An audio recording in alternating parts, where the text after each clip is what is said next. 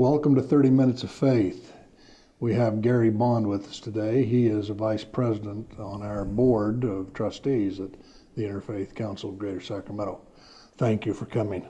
Glad to be here, John. Nice to have you. We've wanted to do this for quite a while. Yes, I know. I've watched a lot of shows. It's now fun to be on the show. Now, tell us where you were born and raised. In Long Beach, California. Raised there to adulthood? Raised there till I went to Cal State Long Beach and then attended a conference in Oregon and decided I really loved the place, so I finished my college education at the University of Oregon. Got my bachelor's degree in philosophy. Long Beach is a little special to me. When my father got out of high school in Utah, he moved to Long Beach to work in the shipyards. Yes. Then my mother joined him down there several months later, and they got married just out of high school. Wow. I'd been there 5 months when the Japanese bombed Pearl Harbor. Yes. And my grandparents on my mother's side said, "You kids better come back to Utah." So they fled Long Beach, but they loved their 6 or 7 months there, and they talked about it all of their lives. Yeah, it's a beautiful community. Do you have brothers and sisters? Yes, I have a sister named Carol. She's at our house right now. Carol and I work together in a business that we've created selling fair trade crafts. Very good. And I know that that's fun for you. You guys move around quite a bit. We do shows every weekend, yes. That's really fun. And your dad is there. My dad is 98 years old. We're taking care of him. Although he's pretty sharp, he doesn't really need a lot of care. He spends the day posting on Facebook and then the evenings watching his favorite old movies. So he's figured out the computer system. That's right. And all of those other things. And he knows computers. He's really good. Then he's one up on me already, so that's pretty good. Yeah. Now, where did you and Jan meet? We met in Eugene, Oregon. I think God sent me to Oregon to eventually meet the love of my life, Jan. I was part of a singles group at a Baptist church that wanted me to organize a discussion group that would invite a lot of singles from the Eugene area. And so I decided, let's talk about can men and women be friends? And the pastor of our Presbyterian church at the time was a good moderator. That appealed to Jan, and she came. And I remember seeing her walk in the room and knowing that that's who I wanted to get to know. And it just took a few days to realize that's who I wanted to be with. Would she say the same? She wasn't quite so sure. It took Okay. a little longer for her. Fair enough. I had to be particularly charming and persistent, but finally it worked. Now, our viewing audience wouldn't know, but Jan's just right out here to our left a little bit, and so she'll be hearing all of this and enjoying it. Yeah. Now, I know that the two of you have enjoyed being active in civic and community and national affairs. What brought you to that? Did you in third grade, did you read something and say, I want to do that? Or Since elementary school, I think I've felt a need to make the world better. And I have gone into politics to see if I could make it better that way. And then I finally found religion and realized that that was the only true way that the world was going to change, because you can pass laws, but people, if they don't agree with the law, they're going to try to find some way around it. If you change their heart, which is what religion can do, then they're going to cooperate and help you make that world better. So that's what I'm doing with my faith now, is trying to make the world better. a friend told me the other day that he'd been to a protest. I don't know what it was. It wouldn't matter. But he said he felt his soul had been cleansed a little bit by just protesting. That he felt better to kind of get the negativity out of his soul. Yeah. And I thought, well, more power to you. Way to go. Some people will do that and some people won't. Yeah, there's a lot of things that are wrong with the world that a lot of people don't know. And when you protest, you bring that to their attention, and it gives them a chance to think about it and then decide for themselves if they agree. Now, I know you've worked on other interfaith and other faith tradition groups and boards and things. Tell us a little bit about that. Well, I started actually before I met my wife in the Methodist church and then the Presbyterian church. I had a girlfriend way back when who was a Baptist, so I've been baptized as a Baptist. But it wasn't until about 10 years ago that my wife found the Bahá'í faith, and we realized that that was all about bringing about world peace and making the changes in the world that I've been trying to make through politics. I found politics to be very divisive and not really a good instrument to make change. But I'm finding religion historically has been a wonderful way to make change. The revolution in the 1880s in the United States in religion brought a lot of people to Christianity and brought a lot of positive changes in the way that people are cared for and the attitudes of people about being better people. So I think religion is really the way to change the world, and I think all the different faiths are trying to do that. When I was in the military during the Vietnam era, I worked on a computer system that was assigned to the old UNIVAC systems. Mm-hmm. And out of the clear blue one day, the commander, who was a full bird colonel, came in, just stood in front of my desk, said, "We want to make you the training NCO in this squadron." I said, "Okay. What do I have to do?" He said, "Well, you got to go down and talk to Sergeant Jolliffe, who is the training NCO, who's about to be discharged, and he'll tell you." So I wandered down the hallway, and we sat and chatted. And in the course of that, he told me he was a Bahá'í and wanted to know what I was. And I said, "A Mormon." And he said, "Never heard of you." And I said to him, that was 1969, 69. I said, "I've never heard of the Baha'i faith." Yeah. So we sat there for about an hour and just discussed the two faith traditions before we ever talked any more about the military or training or any of the rest of that. And he was a man that I had really liked and admired and all those other things. So tell us a bit about the precepts and the premises of the Baha'i faith. Well, we believe that God sends messengers to tell humanity how they should live to improve our spiritual situation. We believe that going way back to Buddha, to Krishna, to Zoroaster, to Moses, and certainly to Jesus and Muhammad, were all messengers that were bringing different messages for people at different times throughout history. We believe God has sent another messenger in 1844, which the Baha'i faith knows as Baha'u'llah, and that he has been bringing us messages from God about what humanity should be doing now, that the age of prophecy was concluded with Muhammad, which is why he's the seal of the prophets, but now we're in the age of fulfillment, where we're actually going to fulfill those prophecies. And one of the first prophecies that Jesus made was that there would be world peace. And so we think that that's what the Baha'i faith is, following God's instructions on how we can bring about world peace. We think the United States is going to lead the world spiritually to bring about world peace, and that California in particular is going to lead the United States. But there's one issue that we have to deal with in this country before we can do that, and that's this prejudice that we have, prejudice towards other religions, prejudice towards other races, towards people of different economic classes. We have to eliminate that. So that's what we're working on in the Baha'i faith right now, to try to bring groups together to understand each other better, because we're really all people that genetically go back to a very small group.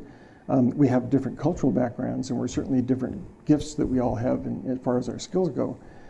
But we're still really all brothers and sisters, just like you always say at our meetings. And so we're trying to make everybody more aware of that. And that's our inspiration in interfaith work, because we think all these religions are from God and that we all have things in common. Now, do you meet on a specific day, and where do you meet, and Well, who leads the meetings and those kinds of things? Just like Jesus brought a lot of changes for Christians and Moses brought a lot of changes for Jews, Baha'u'llah has brought a different calendar, and we have 19 months in the year, and we meet once a month, so that means we have a worship service every 19 days. We have no clergy. God has told us that we are smart enough and capable enough to figure things out for ourselves, that we don't need to have clergy to be an intermediary between us and God. So there are no clergy, but we do have elections, and we do elect leaders in our communities. I'm the leader of our Rockland community. We vote by sitting down at a table, being completely quiet, writing down on a piece of paper who we think would be the best leader. We never say a word to anybody about what we're doing or who we're voting for. There's no campaigning. And if you're elected, you're expected to serve. It's not that you just submit yourself for election. So anybody in our community could be elected on a spiritual assembly of 9 people, and anybody in that group could be elected the leader. It could be man and woman, any race. That's not relevant. And that's how our leadership comes. We do the same thing at the national level And we have a Universal House of Justice at the international level that is the governing body of the religion. What does the leader do out in Rockland with your group? Well, I preside over our spiritual assembly meetings, and they're the governing body, sort of like the board of directors of a nonprofit corporation. We provide educational programs for children and for junior youth.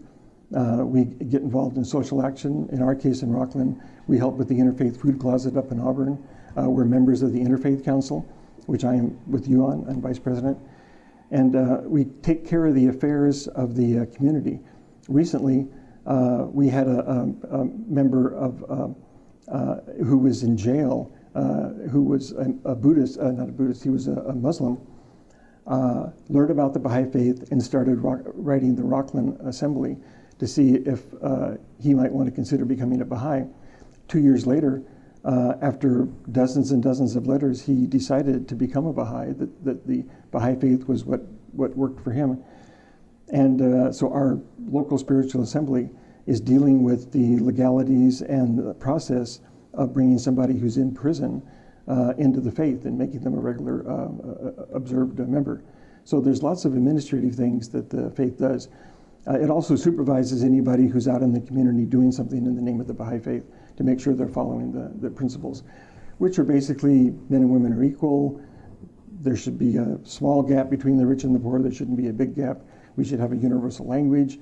Everybody should be educated, particularly women, and that we need to take care of the environment. There are things that most modern people see as having some value to make the world better. So those all have value, Yeah. sounds like to me. Now, let me back up just a second. You say the Rockland Assembly. Is that like saying St. Francis Parish? Yes, Okay. yes, And how long do you serve as the 1 year. 1 year?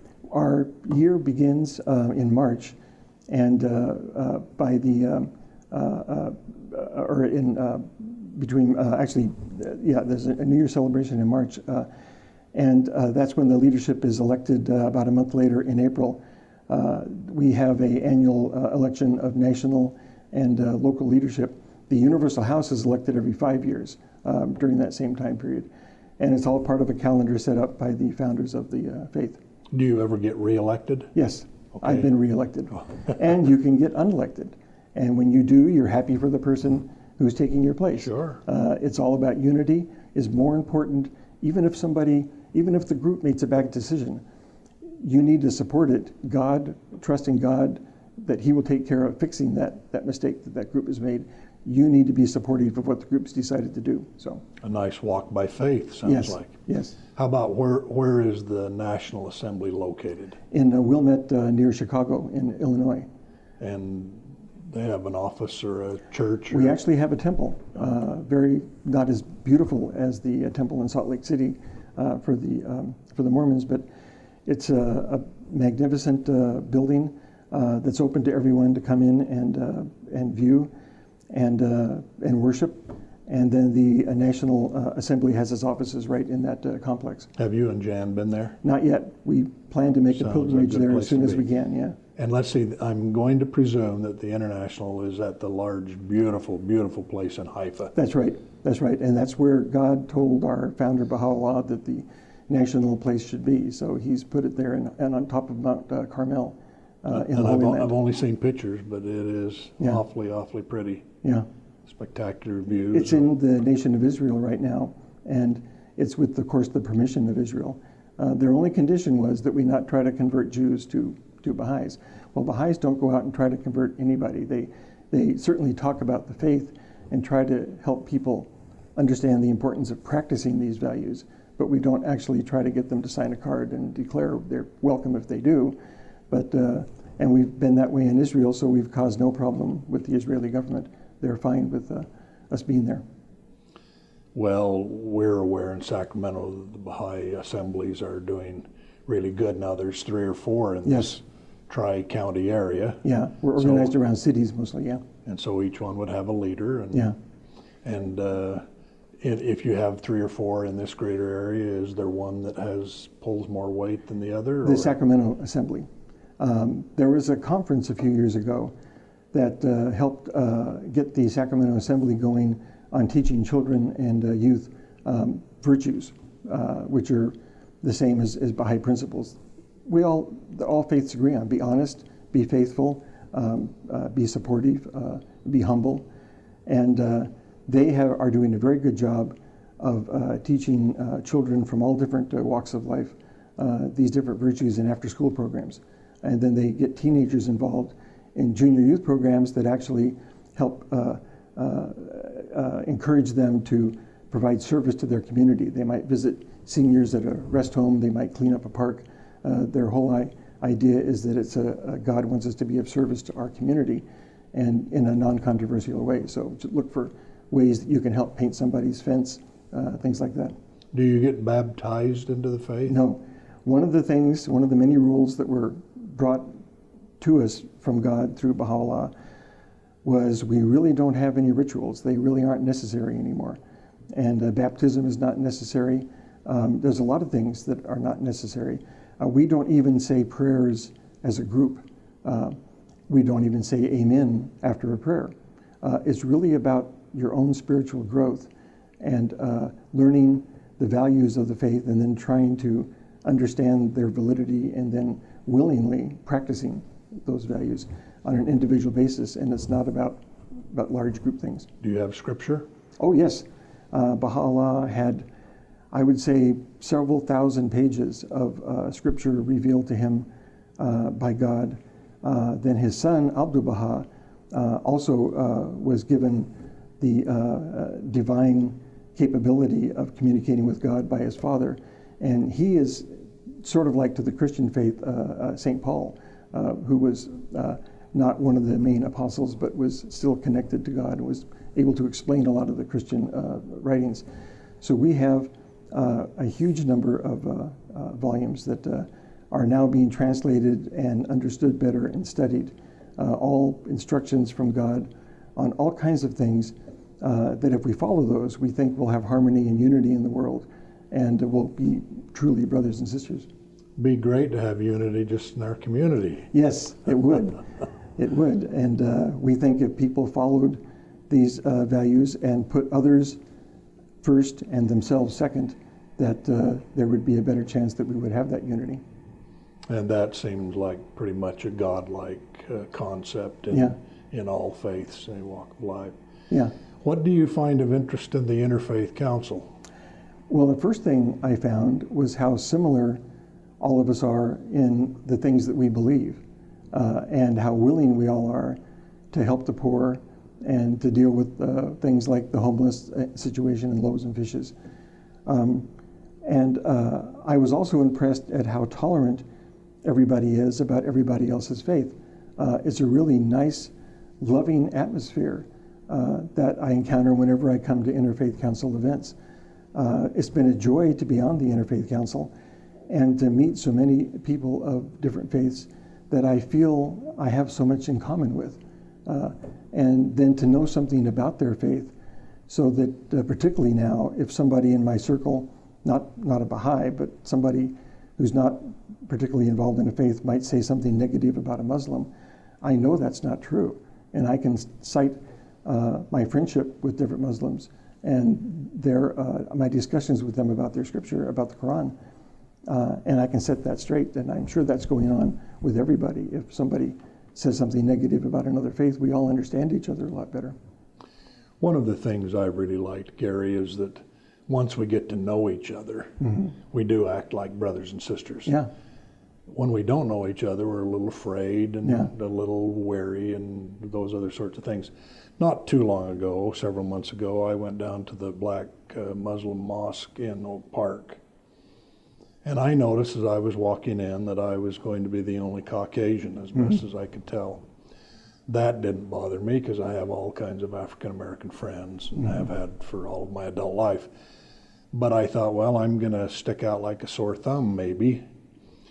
But we gathered there together and they kind of plopped me in the middle, and I sat with several friends that I have known for several years. And then the imam gave a wonderful sermon on unity and peace and love and all of those sorts of things. And in an hour or so we were done, and everybody was shaking hands and hugging, and met some more people and all those other things. And I walked out and walked down the street to my car, and I looked back, and everybody was coming out and greeting each other and saying, "See you later," and "Nice to see you today," and so on and so forth. And I thought, well, that isn't any different from when I go to church. Exactly. You know, it's the very same sort of thing. Because we're all brothers and sisters. Yes. It shouldn't be different. Yeah. We have always admired, Jan and I have always admired the way you go out to visit other congregations and other faiths and really embrace what they're saying and really make an effort to make contact. And I'm sure they appreciate it too. Well, it's a real wonderful thing that you do. It's enriched my life. Yeah. Now, where do you see yourself in 5 more years or 10 more years? Well, we are beginning some children's classes in our Rockland community, modeled after what they're doing in Sacramento. And I'd love to see myself presiding over a community that has maybe several hundred kids in Rockland schools attending a virtues program after school is over, learning about honesty and other kinds of values. From other places that have done this, we've learned that children who go to these classes become better people. They realize how important it is to be generous, to be honest, and to be concerned about other people. So in 5 years, I'd love to be presiding over a community, or at least helping whoever is presiding, run a program that's educating hundreds of children that are then becoming teenagers and then finally adults. I think you'd find that in Rockland, we're doing a fine job in Rockland, but I think we do even a better job of taking care of people, have less trouble. We're going to have lots of different races moving into Rockland pretty soon. It'll be much better to have the kids grow up to be adults that embrace other religions and other races. So I'm hoping in 5 years I'm presiding over something like that. When I was a child, on Thursdays when school was out, then you went up to the church for what was called primary. Mm-hmm. That was to teach children spiritual things. Quite a lot of years ago, probably when I was in my late 20s or 30s, they pulled everybody together on Sunday, and so the children go to a primary class now on Sunday. But I always liked that as a child. We'd leave school, hop on our bikes, pedal up the street a few blocks to the church, you mm-hmm. know, and go in for all sorts of things, including prayer and singing and some spiritual direction. Then we divided into our little classes and went by our age groups and went to learn other spiritual and holy and good things. And oftentimes it was just about goodness and decency and honor and those kinds of things. But I was like that. And, you know, when Monday would come again, I'd think, oh, well, the Thursday will be primary and, you know, we're going to do this or do that. And I can hardly wait to do that. And I've learned as an adult, too, that most adults are kind of set in their ways. Mm-hmm. So you can't change them too much. But if you get the kids, if you get the children, exactly, you can exactly make a real change. There are some adults who can have their minds changed. We like this idea of, I think, 6 or 7 degrees of separation. If you're a person of faith, you might be able to talk to a person who's almost there and bring them a little closer to God. But you're not going to have a lot of luck with an atheist or somebody who's absolutely sure that there's nothing out there. But that person you talk to might talk to somebody who's a little less confident than they are, Maybe after 6 or 7 steps, there might be something that atheist would hear that would move them a little closer to God. So it's these little steps, and we think that if you start with youth, you can develop adults that are very ethical, but you can even change the hearts of some adults a little bit if you just make the effort to talk to them, to be a good example, and to show them maybe where something they believe isn't quite exactly what they think, and maybe it's a little better, particularly when it comes to their views of other races and other religions. You and I in the Interfaith Council can easily point out to skeptics that Muslims are not terrorists, that other religions don't practice something that they might think that they do, that really we are very much the same. You know, a couple of years ago, we sponsored an event, which I'll not go into, but we invited the TV personalities to come. And one of the TV personalities asked me who was going to be there. And I just rattled off the different faith traditions. Mm-hmm. And I said there will be members of each one of those. And I mentioned one of the faith traditions, and he stopped me right there, and he said, I would never show up to an event where those people were there. Oh my goodness. And it kind of left me speechless. I mean, Yeah. so I said, well, okay, that's your choice, but we'd Yeah. love to have you. No, anything you'd ever sponsor that would have them involved in, I would not be there. Oh, it wasn't the Muslims, by the way. Oh, really? That's so sad. And I said, well, okay. So I let about a year go by, and then I thought, I'll try him again. I'll try him again. He gave me the same answer all over again. He was just really, really locked in. Shortly after that, the church where he serves as and again, they're not Catholics, I think he serves as a deacon or something similar to that, where he's a helper to the leader. They had a real tragedy in their community, and I hustled down there, and he said, I've got to do better. And I said, well, we're just all brothers and sisters. You can call us whatever faith you want to call us, but we're brothers and sisters. We all get to choose and worship as we want, but we are all the children of God. I know, he said, and he was sobbing. He was, distressed over the tragedy. Now, you've already shared a lot of the things that really make you go, but is there some specific thing in religion, a really specific, like we'd say, honesty or morality or something? Is there something in religion that really drives you? Well, the working towards the elimination of prejudice. I think that's at the heart of just about all the problems that we have in the world today. And I'm talking about not just racial prejudice, but as I mentioned before, prejudice against other religions, particularly prejudice against somebody's economic status, maybe prejudice against their mental health, or it just goes on and on and on. If we can educate people to realize that these prejudices are based in false information and that they aren't true, and bring them to love people more, I think that alone would make a tremendous difference in the world. So that's what we're trying to do. I think it was second grade, I got in a fight with a boy who was a Navajo Indian in my little school. He happened to be one of my closest friends. We palled together and rode bikes together and all sorts of things. But we got in a fight over something, and then you get up like boys do and dust yourself off and, are you okay? And we were marched to the principal's office, and what are you fighting about? We couldn't even remember what we were fighting about, and now it was healed, we were ready to go. When my father came to talk to us, he just wasn't happy that we'd been fighting. It didn't matter who won, it didn't matter what the issue was. He didn't like that we decided the only way we could resolve that was to, get on the ground, roll around, and smack each other and all those other things. So he committed, both of us, that we wouldn't do that again, and then we walked up to the little grocery store that was a few buildings away and had a popsicle or something, And then his name was Nathaniel Bowman. He was a fine, good-looking boy and a smart boy and a very athletic boy. And we walked back, towards our homes. We talked about why did we fight? I don't know.